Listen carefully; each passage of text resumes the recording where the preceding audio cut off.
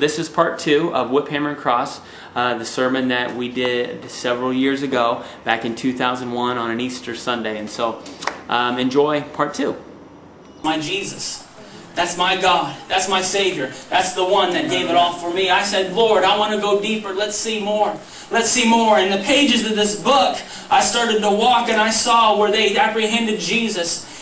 And they took him to Pilate, and they took him to the judgment hall. And as they took him there, I remember reading where Pilate, and I stood there and I saw Jesus standing there. And Pilate looking at him with a bewildered look on his face. What am I going to do with this man? What am I going to do? What do I do with this Jesus? And he comes up with this idea, but before he does, his wife says, I had a dream, and you shouldn't have anything to do with this man. It's trouble. Wash your hands of it. So the plan is, he's going to get one of their most hated criminals. He's going to give the choice between Jesus or Barabbas.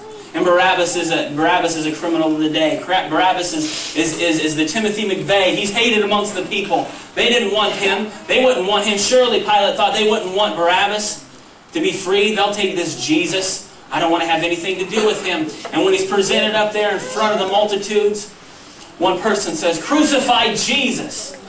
About that time, it was no longer a solo of crucify, it was a duet. And a duet turned to a quartet until the whole multitude was yelling out, "Crucify Jesus! Give us Barabbas! Give us Barabbas! Put him into our hands! Crucify Jesus! Crucify Jesus!" And at that point, it became really hard. At that point, it became really hard, but I said, Lord, deeper still. Deeper still. Let me see more. Let me see more of what Jesus did for me. And Pilate, being amazed, says, I'm going to just hand him over to these men. And these men are going to take Jesus. And he knew these men were special men. These were men that got pleasure, a sadistic thing that got pleasure out of just beating somebody. And they took a whip and they took Jesus away. And Pilate sent him away and into these men's hands. And these Roman guards, these specialty men, took a whip, and this wasn't just an ordinary whip. In fact, this whip doesn't do justice to the whip that was put on the back of Jesus Christ. The whip that was put on the back of Jesus Christ was a whip that was thick, and they would have 9 to 12 tails. And on the ends of those tails, would be glass and rock and lead and metal. And it would come down on the back of Jesus.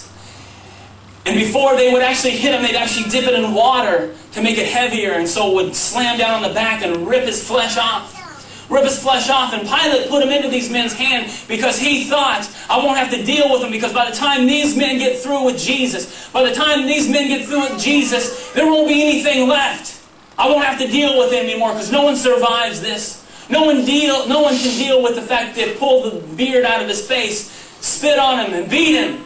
And then taking the stripes on the back. No one can deal with that. And so these men got Jesus and they started to beat him. They started to whip him. The whip was coming down on the back of Jesus. And every blow, the Lord showed me, every blow was for me. Every blow that Jesus took was for me. No longer crying in the garden and wanting the cup to pass if it's possible, but submitting himself to the will of God for me. For me. Jesus was doing this for me. And at every time I saw the whip come down on Jesus, I saw that was taken for me. It was taken for me.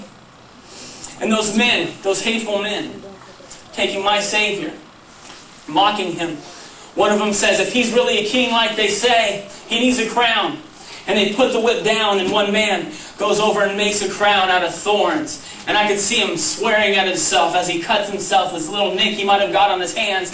And then they take him, and Jesus at his knees, they take this thorn, a cross made of thorns, and they gently place it on his head. And they start to laugh, and they say, yes, that's a king. In fact, a king is proud of this crown. And they take this crown of thorns, and they just slam it down on his head. And I saw it, where the eyes of Jesus just bugged out. And he took that crown and he became a mockery for me. He submitted himself for me. In fact, these men started to mock Jesus. In fact, bowing down, worshiping Jesus. As the blood poured, as he started to become unrecognizable, as he was unrecognizable to men, Jesus bearing my sickness on his back with the stripes. Jesus wearing that crown of thorns. Jesus submitting himself to the will of God that we might be saved. I saw that. And I wanted to go deeper. I can't leave it at that. What more is in here? What more is in this book? What more is on my ticket? What more can I read? What more is there, Lord? And I kept reading. And I saw how the men stopped whipping him. And they decided it's time for Jesus. It's time for Jesus to carry his cross. It's time for him to carry his cross. And he picked up this cross. And they placed his cross right there on his back. And Josephus, the historian of the day, wrote that it wasn't necessarily the stripes that had to be the most agonizing thing. It wasn't the fact that he was nailed to the tree. One of the most agonizing things that Jesus probably experienced was carrying the cross. Because as he carried it already on his back that was already broken and bruised and ripped to shreds, and as his ribs were showing and as his insides were just barely hanging on, what would hurt is as Jesus would walk and carry that cross, and it would dig into his already torn up shoulder. And with every step and with every slam down of his feet, Jesus kept going and he kept walking. He kept walking to the place of that destination.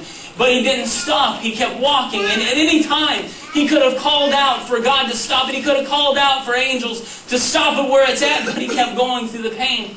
And I kept wondering, why so much? Why is he doing this? Why doesn't he stop it? And the revelation comes to me, every step on the way to Calvary was for me. Every time that cross would dig into his shoulder was for me, and for many others that would receive him. It was for me. He went through that pain for me. He carried that cross for me. He carried that cross for me.